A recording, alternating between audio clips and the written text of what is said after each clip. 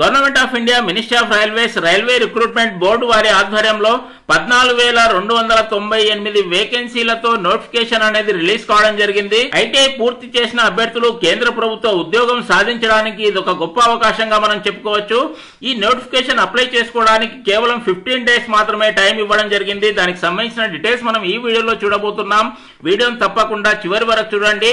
ఆర్ఆర్బీకి సంబంధించిన notification previous month లోనే release అయింది, కానీ ప్రస్తుతం ఇంకా కొన్ని పోస్టులు యాడ్ చేయడం ద్వారా రివైజ్డ్ నోటిఫికేషన్ అనేది మళ్ళీ రిలీజ్ చేయడం జరిగింది. దాదాపుగా 90% పైగా పోస్టులు technician grade 3. So ITI qualification ఉన్న అభ్యర్థులు, ఐటీఐలో వివిధ రకాల ట్రేడ్స్ పూర్తి చేసిన అభ్యర్థులకు ఇది ఒక గొప్ప అవకాశంగా మనం చెప్పుకోవచ్చు. టెక్నీషియన్ గా మారడానికి ఇది ఒక మంచి అవకాశము. నోటిఫికేషన్ సంబంధించిన పూర్తి డీటెయిల్స్ ఆన్లైన్ లో అప్లై చేసుకునే విధానము, ఎగ్జామినేషన్ సంబంధించిన సిలబస్, ఏ టాపిక్స్ చదువుకోవాలి, ఏ టాపిక్స్ ప్రిపేర్ కావాలి, దానికి సంబంధించిన డీటెయిల్స్ కూడా చూడబోతూ ఉన్నాము. ముందుగా చిన్న రిక్వెస్ట్, కింద ఇవ్వబడిన సబ్స్క్రైబ్ బటన్ నొక్కండి. వీడియోకు స్వాగతం పలుకుతూ వీడియో కింద డిస్క్రిప్షన్ లో ఒక లింక్ ఇవ్వడం జరిగింది. ఆ లింక్ క్లిక్ చేసిన తర్వాత ఇలాంటి అఫీషియల్ వెబ్సైట్ ఓపెన్ అవుతుంది. ఇక్కడ మనం చూసుకున్నప్పుడు రైల్వే రిక్రూట్మెంట్ బోర్డు వారి అఫీషియల్ వెబ్సైట్, దీంతో పాటుగా ఇంకో లింక్ కూడా ఇవ్వబోతున్నాను. ఇక్కడ మనం చూసుకున్నప్పుడు రైల్వే రిక్రూట్మెంట్ బోర్డు సికింద్రాబాద్ వారి అఫీషియల్ వెబ్సైట్. ఈ రెండు వెబ్సైట్స్ లో కూడా మనకు దానికి సంబంధించిన నోటిఫికేషన్ అనేది కనిపిస్తుంది. 3N02/2024 టెక్నీషియన్ సంబంధించి స్పెషల్ రిక్రూట్మెంట్ నోటిఫికేషన్ అనేది రిలీజ్ కావడం జరిగింది.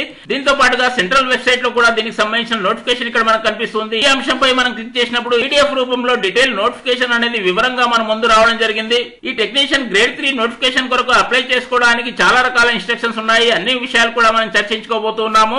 ముందుగా చూసుకున్నప్పుడు గత నెలలోనే ఆర్ఆర్బీకి సంబంధించిన నోటిఫికేషన్ అనేది 9,144 పోస్టులతో ఆల్రెడీ నోటిఫికేషన్ రిలీజ్ చేయడం జరిగింది. కానీ 22కు పైగా కొత్త కేటగిరీస్ ని ఇంక్లూడ్ చేస్తూ, దాంతో పాటుగా కొన్ని రకాల వేకెన్సీస్ ను ఇంక్లూడ్ చేస్తూ కొత్త నోటిఫికేషన్ అనేది ఇవ్వడం జరిగింది. ఈ నోటిఫికేషన్ లో 14,298 పైగా పోస్టులు ఉన్నాయి. భారతదేశ వ్యాప్తంగా అన్ని రాష్ట్రాల్లో కలిపి ఈ పోస్టుల వివరణ మనకు ఇవ్వడం జరిగింది. ఆల్రెడీ రివైజ్డ్ నోటిఫికేషన్ కావున ఎక్కువగా సమయం లేదు, కేవలం 15 డేస్ మాత్రమే మనకు సమయం ఇవ్వడం జరిగింది. ప్రీవియస్ గా అప్లై చేసుకున్న అభ్యర్థులు మళ్ళీ ఓసారి వాళ్ళ ఆప్షన్స్ ను ఎడిట్ చేసుకోవచ్చు. అదేవిధంగా కొత్త అభ్యర్థులకు కూడా అవకాశాన్ని ఇస్తూ ఉన్నారు. సో 16/10/2024 లోపుగానే మనం అప్లై చేసుకోవాల్సి ఉంటుంది. అక్టోబర్ 16th లోపుగా అప్లై చేసుకున్న అభ్యర్థులు ఇంకేదైనా మాడిఫికేషన్ చేసుకోవాలి, లేదా ఆన్లైన్ అప్లికేషన్స్ లో ఏదైనా కరెక్షన్స్ ఉన్నప్పుడు ఇంకో 5 డేస్ కూడా మనకు 250 రూపీస్ ఫైన్ తో ఛాన్స్ ఇవ్వడం జరిగింది. ఆన్లైన్ లో అప్లై చేసుకునే సమయంలో ఏదైనా డౌట్స్ ఉన్నప్పుడు 2 రకాల ఫోన్ నెంబర్స్ మనకు కనిపిస్తూ ఉన్నాయి. ఈ హెల్ప్ లైన్ లో సంప్రదించడం ద్వారా మనము మన డౌట్స్ అన్ని కూడా క్లారిఫై చేసుకోవచ్చు. దాంతో పాటుగా ఈమెయిల్ ఐడి కూడా ఇవ్వడం జరిగింది. సో ఈ విధంగా మనం ఆన్లైన్ లో అప్లై చేసుకోవాల్సి ఉంటుంది. అప్లై చేసుకునే విధానాన్ని కూడా చూడబోతూ ఉన్నాము. దేశవ్యాప్తంగా ఆయా రాష్ట్రాల్లో ఉండే వేకెన్సీస్ మనం పరిశీలించినప్పుడు చాలా రకాల టెక్నీషియన్ కేటగిరీస్ అనేవి మన ముందు రావడం జరుగుతుంది.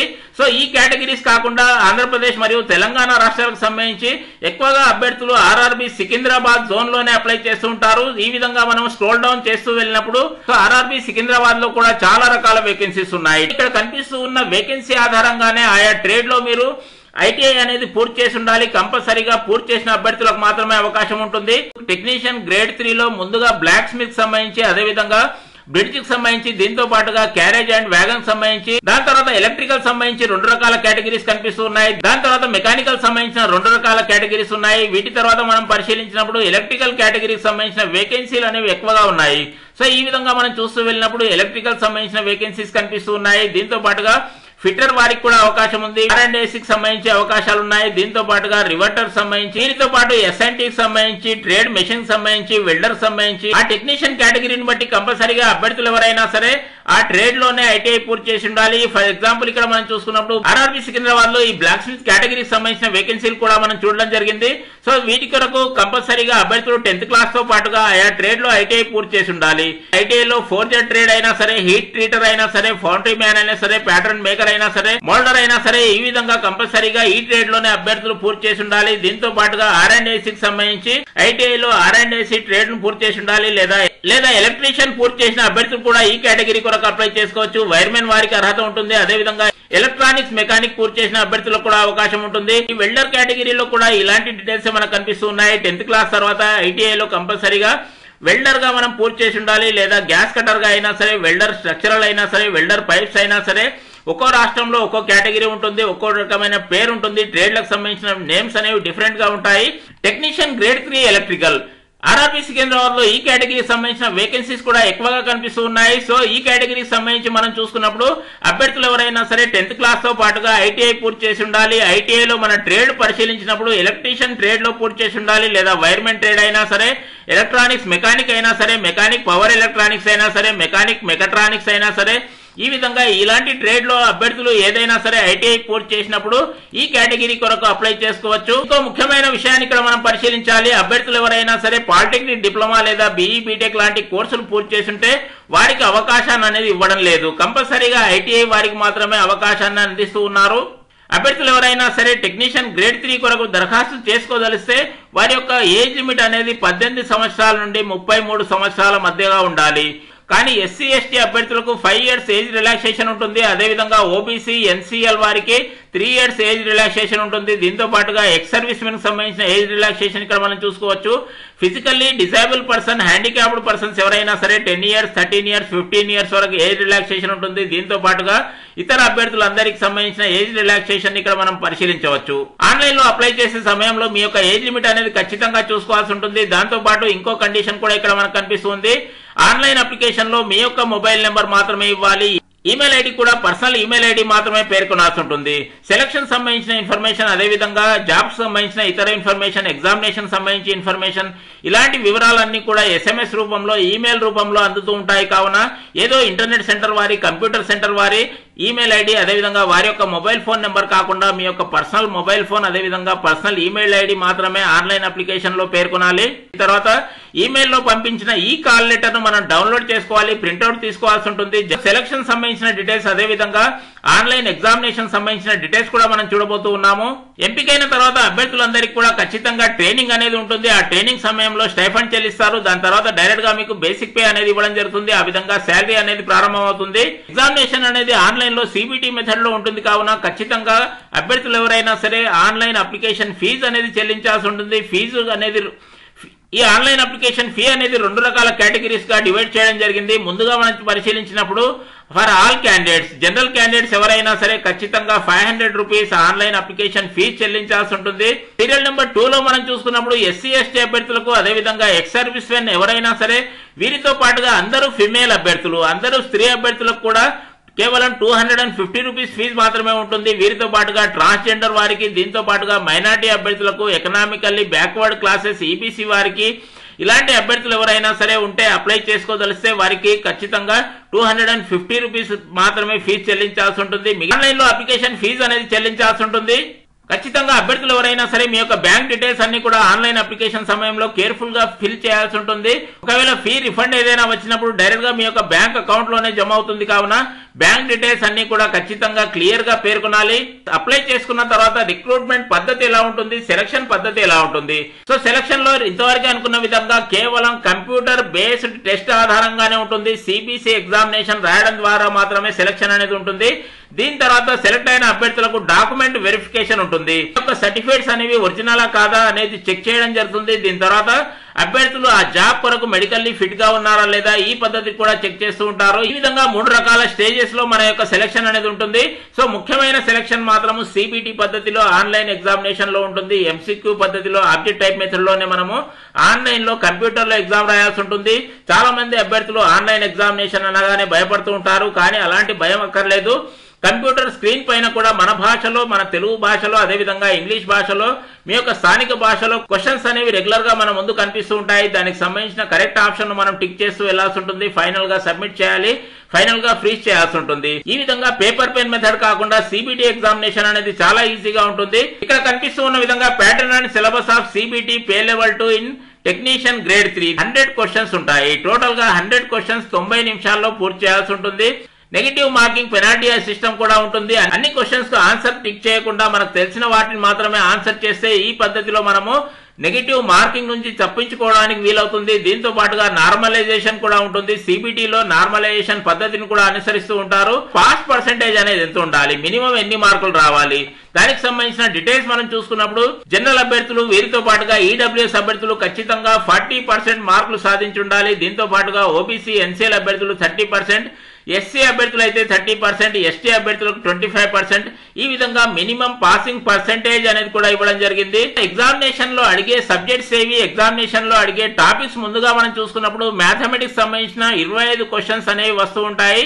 దీంతో పాటుగా జనరల్ ఇంటెలిజెన్స్ సంబంధించి, రీజనింగ్ సంబంధించిన 25 క్వశ్చన్స్, అదే విధంగా 1వ తరగతి నుండి 10వ తరగతి వరకు మీరు చదివిన జనరల్ సైన్స్ లో 40 క్వశ్చన్స్ అనేవి అడుగుతూ ఉంటారు. దీంతో పాటుగా జనరల్ అవేర్నెస్, దీన్ని మనం జీకేగా పిలుస్తూ ఉంటాము, దానికి సంబంధించి 10 క్వశ్చన్స్ అనేవి వస్తూ ఉంటాయి. ఈ విధంగా టోటల్ గా 100 క్వశ్చన్స్ ఉంటాయి.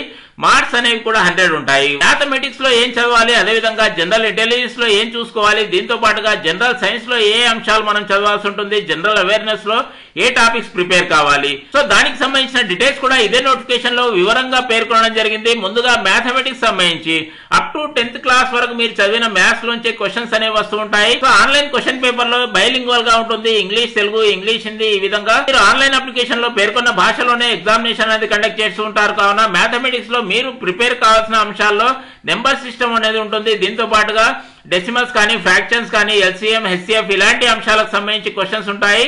సో ఓవరాల్ గా మనం చూసుకున్నప్పుడు అప్ టు 10th క్లాస్ వరకు మ్యాథమెటిక్స్ సంబంధించిన బుక్స్ అన్ని ఒకసారి చూసుకుంటే ఈ క్వశ్చన్స్ ఆన్సర్ చేయడం ఈజీగా ఉంటుంది.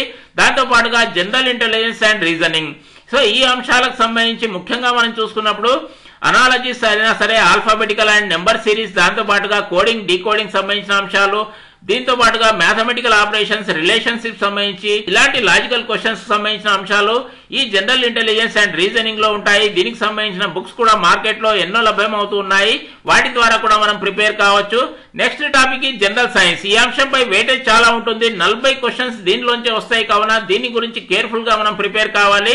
సో జనరల్ సైన్స్ లో 1వ తరగతి నుండి 10th క్లాస్ వరకు ఎన్విరాన్మెంటల్ స్టడీస్ సంబంధించి బుక్ మీరు ప్రిపేర్ కావాలి. పరిసరాల విజ్ఞానానికి సంబంధించిన బుక్స్ ప్రిపేర్ కావాలి. వీటితో పాటుగా ఫిజిక్స్, కెమిస్ట్రీ, అదేవిధంగా బయాలజీకి సంబంధించిన ఈ 3 బుక్స్ కంపల్సరీగా మీరు చూసుకోవాల్సి ఉంటుంది.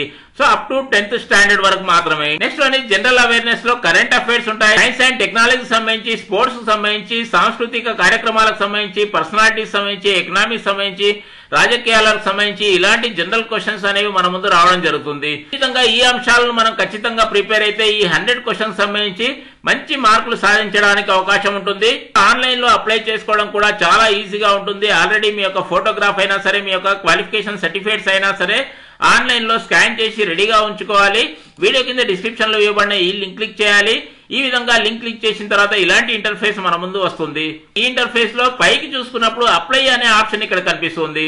సో ఈ విధంగా అప్లై అనే ఆప్షన్ పై కర్సర్ మనం తీసుకెళ్లిన తర్వాత క్రియేట్ అన్ అకౌంట్, ఈ ఆప్షన్ పై ఖచ్చితంగా మనం క్లిక్ చేయాలి. దీని తర్వాత ఒక పాపప్ విండో మన ముందు రావడం జరిగింది. క్రియేట్ అయిన అకౌంట్ లో మీకు సంబంధించిన డీటెయిల్స్ అన్ని కూడా ఇక్కడ కేర్ఫుల్ గా ఫిల్అప్ చేయాలి. సర్టిఫికేట్స్ ఆధారంగానే మనం ఈ డీటెయిల్స్ అన్ని కూడా ఫిల్అప్ చేయాలి. ముందుగా మీ యొక్క నేషనాలిటీ అనేది ఇక్కడ సెలెక్ట్ చేసుకోవాలి. ఈ విధంగా డ్రాప్ డౌన్ మెనూ అనేది వస్తుంది. ఈ విధంగా ఇండియా అనే ఆప్షన్ సెలెక్ట్ చేసుకున్న తర్వాత ఫుల్ నేమ్ టైప్ చేయాలి. ఖచ్చితంగా మీ యొక్క ఫుల్ నేమ్ సర్టిఫికేట్ లో ఉండే విధంగా టైప్ చేయాలి. అదే పేరును మళ్ళీ ఒకసారి టైప్ చేయండి. సో తప్పులు లేకుండా టైప్ చేయడానికి ఈ విధంగా 2 రకాల ఆప్షన్స్ అనేవి ఇక్కడ కనిపిస్తూ ఉన్నాయి. దాని తర్వాత మీ యొక్క పేరు ఏదైనా మార్చుకోవడం జరిగిందా, కొంతమంది అభ్యర్థులు గజెట్ ద్వారా పేరు చేంజ్ చేస్తూ ఉంటారు.